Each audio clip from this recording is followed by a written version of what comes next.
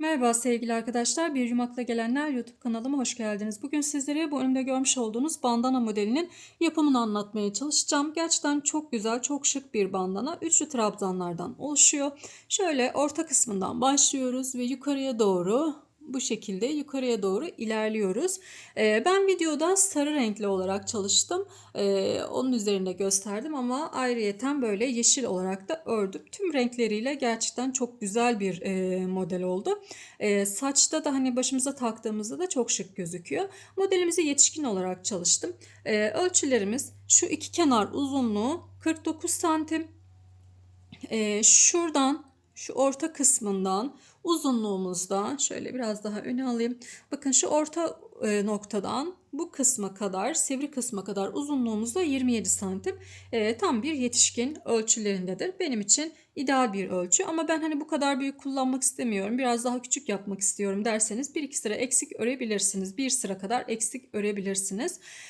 Çocuklarınız için yapmak istiyorsanız da böyle 3 sıra kadar az örün arkadaşlar. Bu boyut çocuklar için büyük bir boyut. Bunları aynı zamanda pantolonlarınızın kenarlarını böyle çapraz bir şekilde kullanabilirsiniz. Bu bağcık kısımlarını birazcık daha uzun yaparsınız. Bir iki sıra daha belki hani uzun yapabilirsiniz. Ölçmeniz gerekiyor. Pantolon kenarlarında bu sene çok moda kullanılıyor. Şimdi kullanmış olduğum malzemem 330 metrelik bir koton ip kullandım.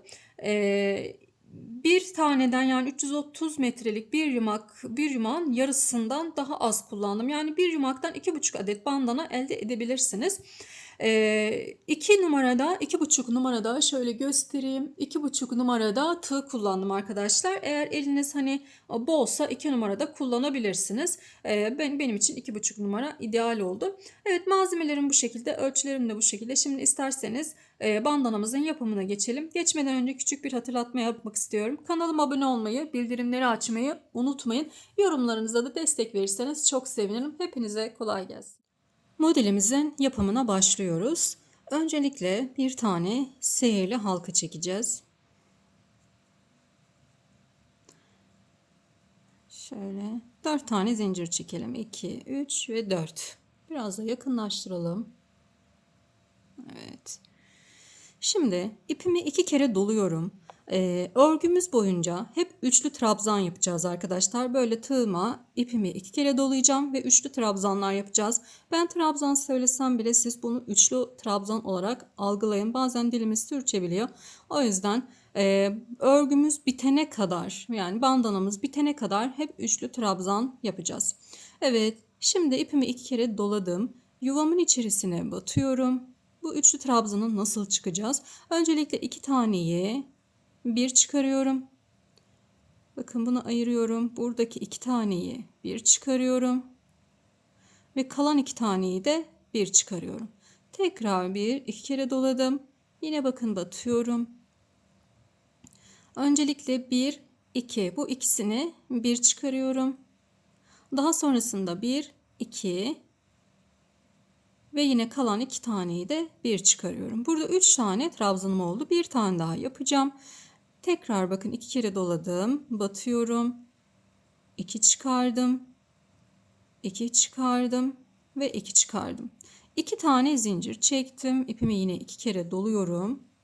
Tekrar aynı yuvamın içerisine 4 tane üçlü trabzan yapacağız. Bakın tekrar gösteriyorum. 2, 2 ve 2 çıkarıyoruz.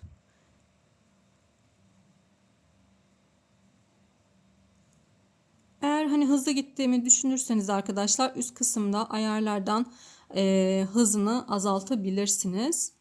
Bakın 2, 2 ve 2. Evet, 4 tane üçlü trabzanımızı yapıyoruz. Şimdi buradaki bu iple birlikte bunu çekiyorum ve bu halkamı küçültüyorum. Döndüm. 4 tane zincir çekeceğim. 1, 2, 3 ve 4. İpimi 2 kere doluyorum. Hemen zincirimin dip kısmına, bu sondaki trabzanımın tepe noktası arkadaşlar, bu kısma yine 4 tane trabzan yapacağız. İkinciyi yaptım. Bu zincirimi bir taneden sayıyorum. İkinciyi yaptım. 2 kere doluyorum. 3, 4.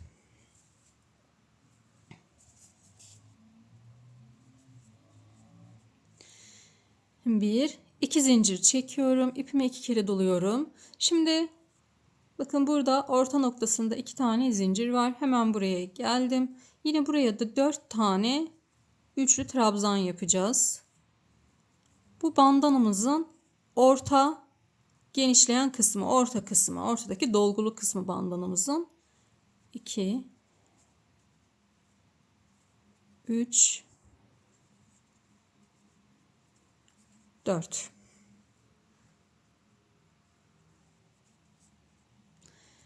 2 zincir, aynı noktaya tekrar 4 tane üçlü trabzan yapıyoruz. 2 3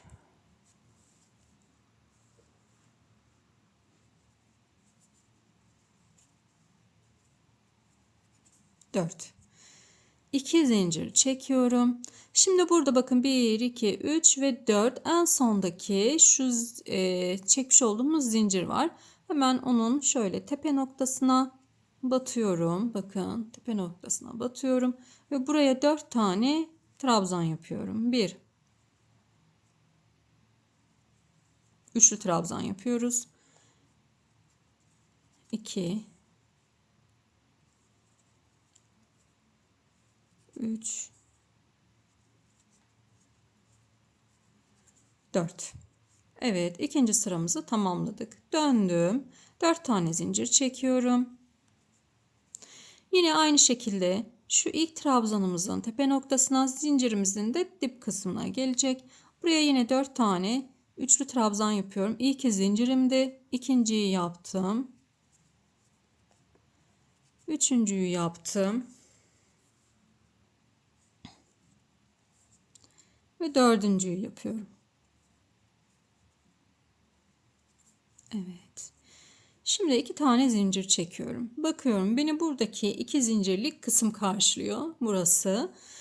Bizim orta noktamız neresiydi? Bu kısımlar. Orta noktalarımızda her zaman aynı dolguları, yuvaları devam ettireceğiz. Kenarlardaki boşluklarda da diğer işlemlerimizi yapacağız. Şimdi ipimi 2 kere doladım. Bu boşluğa bir tane trabzan yapıyorum. 2 zincir çekiyorum ve aynı boşluğa bir tane daha trabzan yapıyorum. Böyle bir üçgen kısım oluşmuş oluyor. Şimdi yine 2 zincir çekiyorum. Bakın benim orta noktam burasıydı. Orta noktama batıyorum. Üçlü trabzan ve 4 tane trabzan yapacağım buraya. 2 3 4.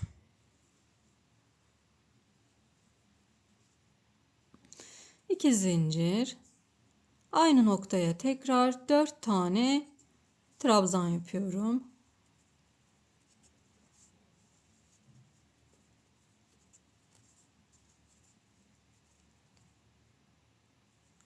4. Evet. 2 zincir çekiyoruz. Bakıyorum yine beni burada bir boşluk karşılıyor. 2 zincirlik bir kısım karşılıyor. Buraya yine bir tane trabzan yapıyorum. Üçlü trabzan, 2 zincir ve aynı yere tekrar üçlü trabzan yapıyorum. Yine burada da bir üçgen oluşturmuş olduk.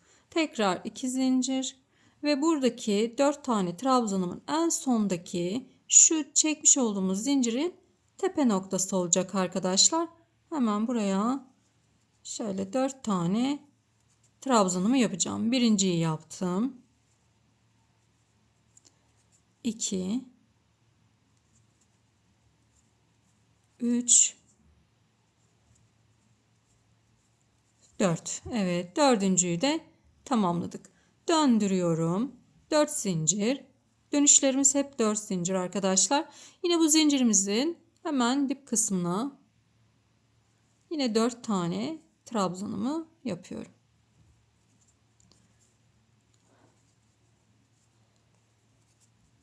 Üç. Zincirimi de sayıyorum. 3 ve 4. Evet. Şimdi 2 zincir çekiyorum. Bakıyorum. Beni burada hemen bir boşluğum karşılıyor. Bu boşluğumun içerisine üçlü trabzanımı yapıyorum. 2 zincir çektim ve aynı boşluğa tekrar bir tane daha üçlü trabzan yapıyorum. Buralarda böyle üçgenler oluşturmuş oluyoruz arkadaşlar. Bakın üçgen şeklinde bu şekilde üçgenler oluşturuyoruz. 2 zincir çekiyorum. Buradaki üçgenli kısmı atlıyorum. Buradaki boşluğa geliyorum. İşlemlerimizi hep bu boşluklarda yapacağız arkadaşlar. Bizim bu üçgen kısımlarla bir işimiz yok. Sadece şu boşluklarda işlemler yapacağız.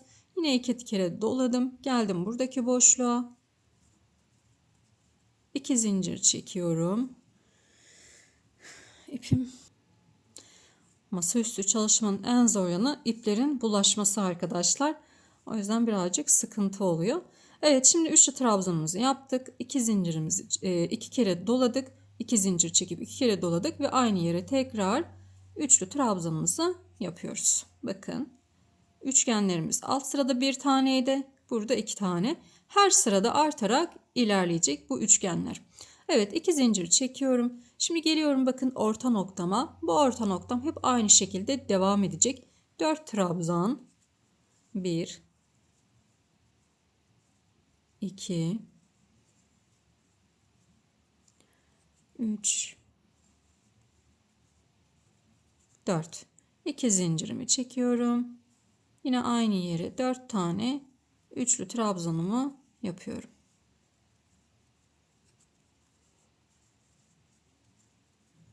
3 ve 4. Evet. Şimdi 2 tane zincir çektim. Ne yapıyorduk? Bizim işimiz bu boşluklardaydı. Bu boşluğa batıyorum. Bir tane üçlü trabzanımı yaptım. 2 zincir çektim ve aynı yere tekrar bir tane daha üçlü trabzan yaptım. 2 zincir çekiyorum ve geliyorum buradaki boşluğa. Hemen buradaki boşluğa da yine bir tane üçlü trabzan yaptım. 2 zincir ve aynı yere tekrar bir tane üçlü trabzan yaptım. 2 zincirimi çekiyorum ve şu sondaki zincirimin zincirli kısmım hemen tepe noktasına 4 tane üçlü trabzan yapıyorum.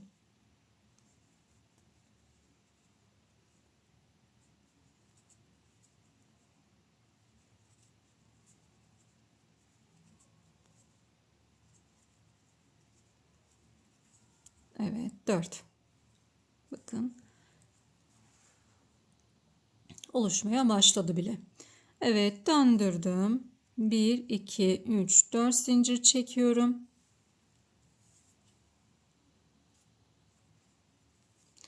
Hemen zincirimin şöyle dip kısmına 4 tane trabzanımı yapalım. Üçlü trabzan.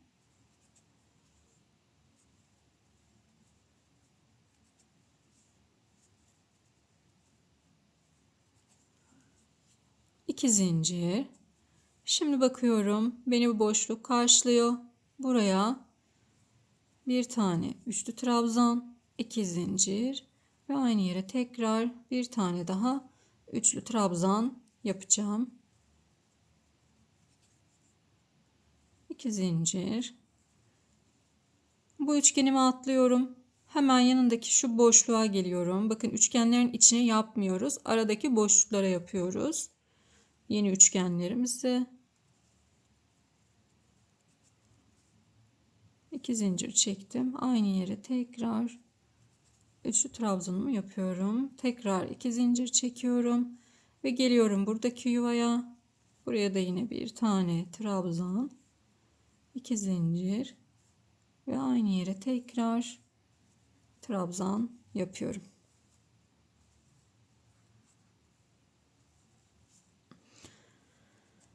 Evet, orta noktamız aynı şekilde devam edecek. 4 tane üçlü trabzan.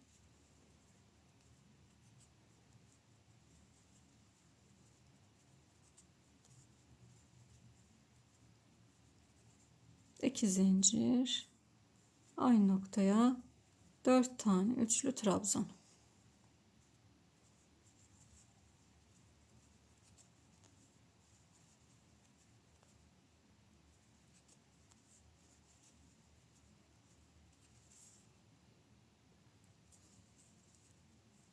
2 zincir çekiyorum. Bakın buradaki boşluğa geldim.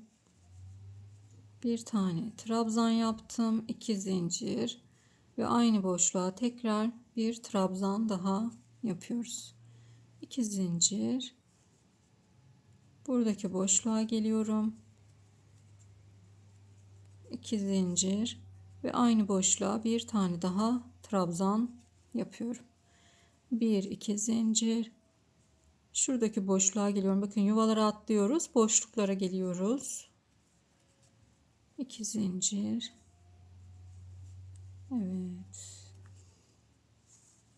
Bakın altta 2 tane olan yuvalar burada 3 tane olmuş oldu. Bu üçgen kısımlardan bahsediyorum. Üst kısımda 3'er tane oldu. 3 tane bu tarafta var. 3 tane de bu tarafta var. Yine 2 zincir çekiyorum. Ve sondaki zincirimin tepe noktasına 4 tane üçlü trabzanımı yapıyorum.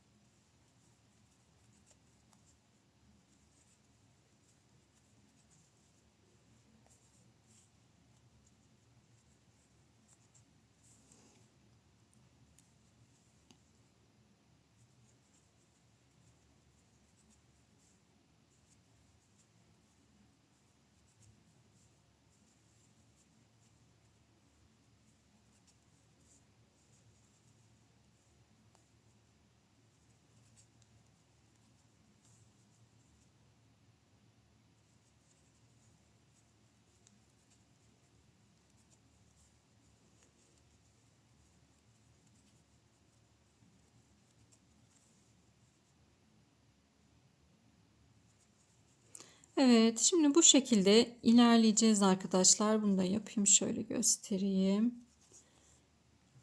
Bakın. Evet, bu şekilde ilerleyeceğiz. İstediğimiz ölçüye gelene kadar yapacağım. Ben şimdi yapayım. Kaç santim ve kaç sıra ördüğümü sizlerle paylaşacağım. Sizler de o arada yapın. Sonrasında kenar kısımları ve bağcı kısımlarıyla devam edeceğiz. Arkadaşlar ben tamamladım. Boyumu, uzunluğum, bu ortasının uzunluğu ve bu şekilde olan kısmın ölçüsü benim için tamam. Şimdi burası yaptığınız zaman düz bir kısımda görünmeyebilir. Bu sizi endişelendirmesin. Çünkü en son bittiğinde üzerine bir buharlı ütüyle düzeltme yapacağız ve zaten bu kısımda da bir sık iğne sırası gidecek. Gideceğiz. O birazcık daha toparlayacak arkadaşlar. Yani neden benimkisi böyle üçgen gibi oldu diye düşünmeyin. Çok normal. Şimdi benim şuradan şöyle göstereyim. Bakın buradan şu orta kısmın uzunluğu 27 santim. Buradan bu kısmın uzunluğu da 49 santim. İdeal, yetişkinler için ideal bir ölçü. Eğer çocuk için yapacaksanız böyle 2-3 sıra daha az yapmanız gerekiyor ki çocuğun başına olabilsin diye. Bu büyük gelir çocuk başına. Sıra olarak da şöyle sayalım beraber. Bakın şu orta kısımlarını sayıyorum. 1, 2, 3, 4, 5, 6, 7, 8, 9, 10, 11, 12, 13, 14, 15, 16 ve 17 sıra yukarıya doğru ördüm. Şimdi kenar oyasına gideceğiz. Şöyle. En son burada kalmıştık. Şöyle. Şimdi bakın en son 17. sırayı yaptıktan sonra yine 4 tane trabzanımı yaptım. Şimdi bakıyorum. Örneğimin ilk sırasında şurada düz kısımdayım. O zaman ne yapacağım? Önce ön kısmın sık iğnesine gideceğim. Başımızın önüne gelecek olan kısmın sık iğnesine gideceğim. Ama oldu ki sizin ölçüleriniz 16 sırada tamamlandı. Ne yapmanız gerekiyor arkadaşlar? Buradaki düzü sağlamanız için döndürmeniz gerekiyor ve buradaki kenar oyasına getirmeniz gerekiyor. O kenar oyasının da şimdi nasıl olacağını göstereceğim birazdan size. Şimdi ben eğer hani 16 sırada tamamladınız ve bitirdiyseniz kenar oyasını şu şekilde devam edeceksiniz. Buradan devam edip buraya geldiğiniz zaman şu anda benim yapacağım işlemleri yapacaksınız. Şimdi kenar oyasını yapacak olan arkadaşlarım, yani ters kısımda olan arkadaşlarım birazcık beklesinler veya ileri sarsınlar. Ondan sonra kenar oyasının nasıl yapıldığını o şekilde görebilirler. Şimdi dediğim gibi biz düz kısımdayız. Bakın şuradayım, düz kısımdayım. Örneğimin düz yüzündeyim. O zaman ne yapıyorum? Hemen şuradaki sık iğne sırasını, yani başımızın önüne gelecek olan kısmın yapımını başlayacağız.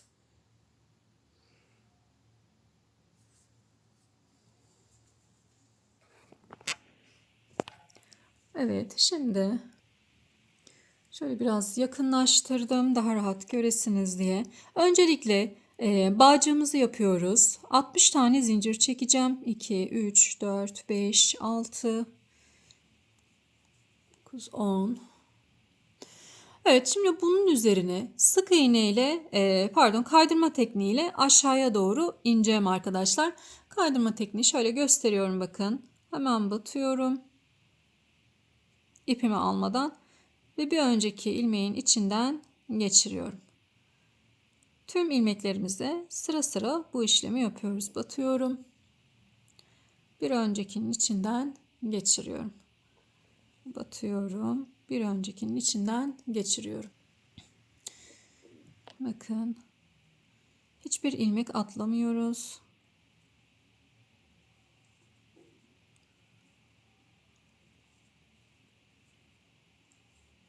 Başlangıç noktasına kadar devam edeceğim.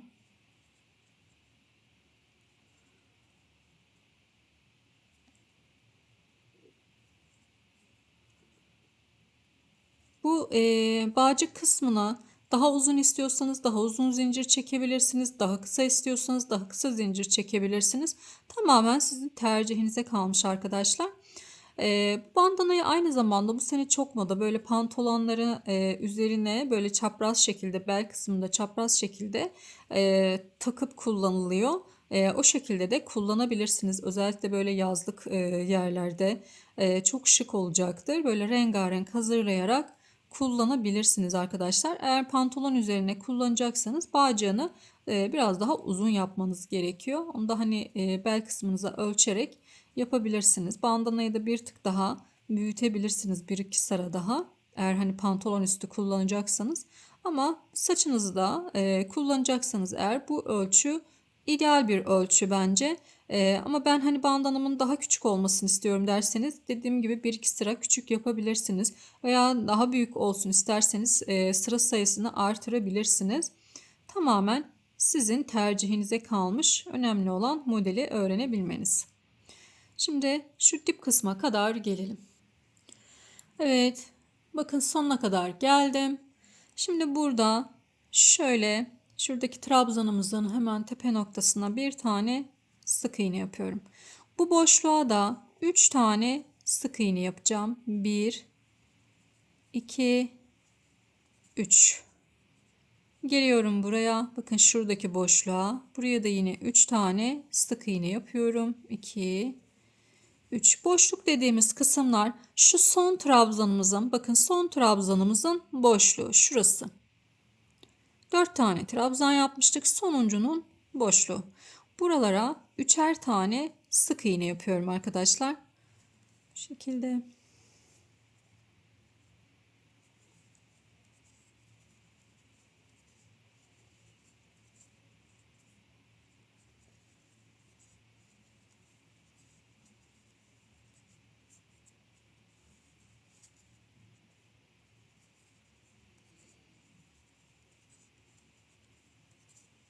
Bakın her bir boşluğa 3'er tane sık iğnemizi yapıyoruz.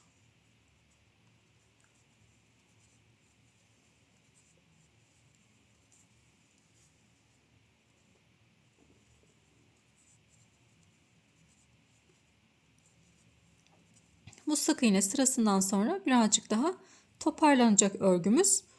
Sonrasında da bir buharlı ütüyle birlikte böyle, hatta iğneleyebilirsiniz. Buharlı ütüyü yapmadan böyle her tarafından dümdüz bir şekilde ön kısmını bir yere iğneleyip tutturup o kısmı dümdüz, sonra buhar verdiğinizde olduğu gibi kalacaktır. Elinize de birazcık düzeltmeler yaparsınız arkadaşlar. Toparlanır. Yani ütüyü hani direkt örgünüzün üzerinde gezdirmeyin. Bu sefer de örgünüz siner. söner. O yüzden hani iğneleyerek de yapabilirsiniz. Ben iğneliyorum ütü masasının üzerine.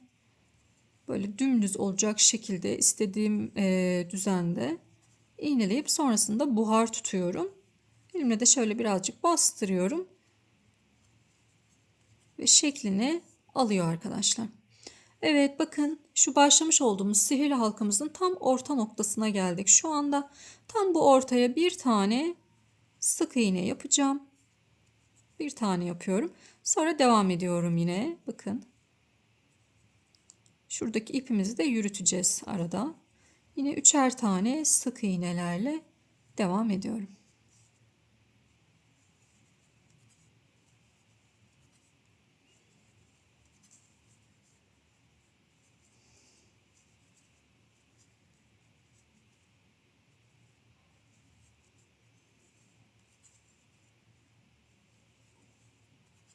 Evet, şimdi bu başa kadar gelelim. Son başlangıç yerine geldik. Sondaki kısma yine buraya da 3 tane sık iğne yaptım. Sonrasında şu bakın 3. trabzanımızın hemen şöyle tepe noktasıyla sık iğnemi bitirdim. Şimdi bu tarafta 60 tane zincir çekmiştik. Yine burada da 60 tane zincir çekip üzerine kaydırmayla ineceğim buraya kadar. Sonrasında kenar oyasına geçeceğiz. Evet, tam dip kısma kadar geldim. Hemen şuradaki burayı bitirdiğimizdeki hani şöyle göstereyim daha yakın. Bakın tam dibindeki bu kısma batıyorum. Sık iğne yaptım.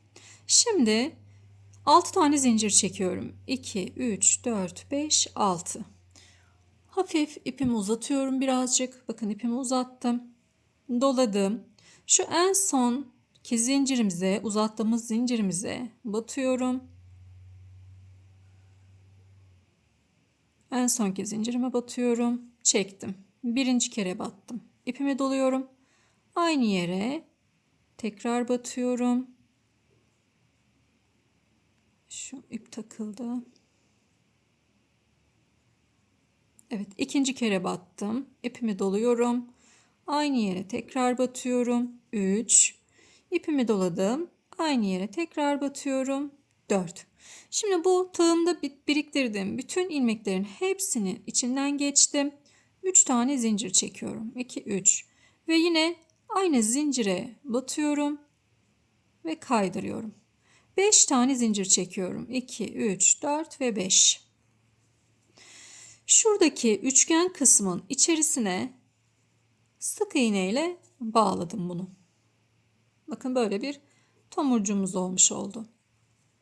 Yine 6 tane zincir çekelim. 2, 3, 4, 5, 6. İlmeğimi uzatıyorum. İpimi doluyorum.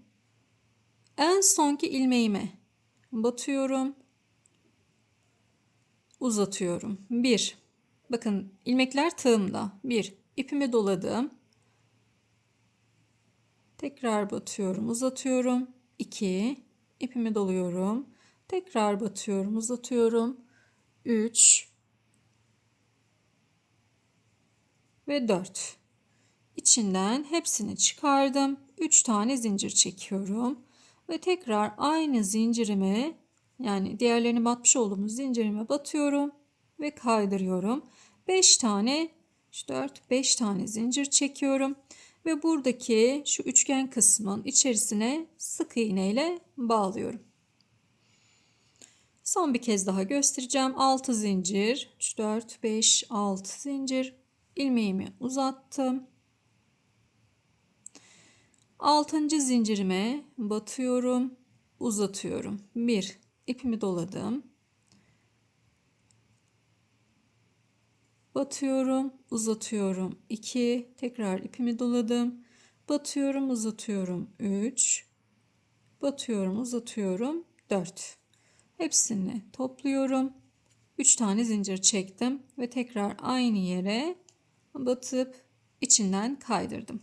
1, 2, 3, 4, 5 zincir çektim ve şuradaki üçgen kısma içine kaydırdım. Şimdi tam şu orta noktaya kadar, buraya kadar aynı şekilde gelelim.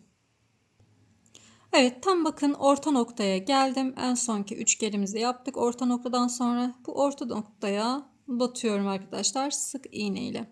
Şimdi yine 1, 2, 3, 4, 5, 6 tane yaptım.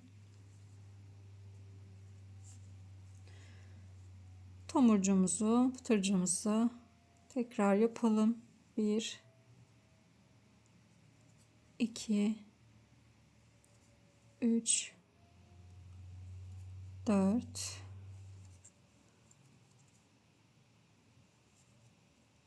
evet, 1, 2, 3, 4, 5.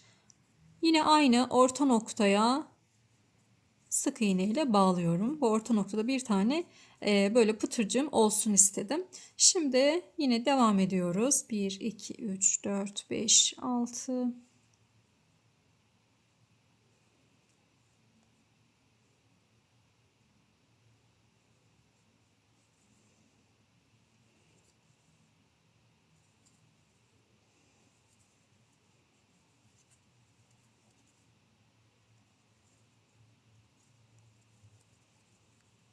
Evet.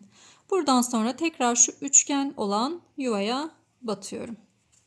Buradan sonrası aynı şekilde devam edecek. En son bitişimizde bitirdikten sonra şu kısma batıyoruz kaydırmayla ve ipimizi kesiyoruz. Sonrasında da bandanamızı ütüleyip yani buhar verip geleceğiz. Burada arkadaşlar söylemeyi unuttuğum bir şey var. Ütülerken örgünüzün ters yüzünden ütüleyin. Yani şu ilk başlangıç kısmı arkaya gelecek, ters kısım olacak. O şekilde ütüleyin. Kullanacağınız kısımdan buhar vermeyin. Şimdi yapalım, son haliyle gelelim. Evet arkadaşlar, ben buharımı verdim. Gördüğünüz gibi ön kısım iyice toparlandı. Hani düz haline aldı. Ve son halimiz de bu şekilde. Gerçekten çok şık, çok güzel bir model oldu ve oldukça da basit bir model. Ben şöyle farklı bir rengini de yine hazırlamıştım. Yeşil olarak da hazırladım. Böyle yeşil olarak da görün istiyorum. İki rengi de ayrı güzel oldu. Her rengi gerçekten çok şık, çok güzel oluyor. İstediğiniz renklerle çalışabilirsiniz. Böylelikle bir videomuzun daha sonuna gelmiş olduk. Eğer takıldığınız bir yer olursa mutlaka yorumlarda sorun. Elimden geldiğince yardımcı olmaya çalışırım. Beğenilerinizi de yine yorumlarınızla belirtirseniz çok sevinirim. Kanalıma abone olmayı, bildirimleri açmayı ve yorumlarınıza destek olmayı unutmayın. Hepinize sağlıklı günler dilerim.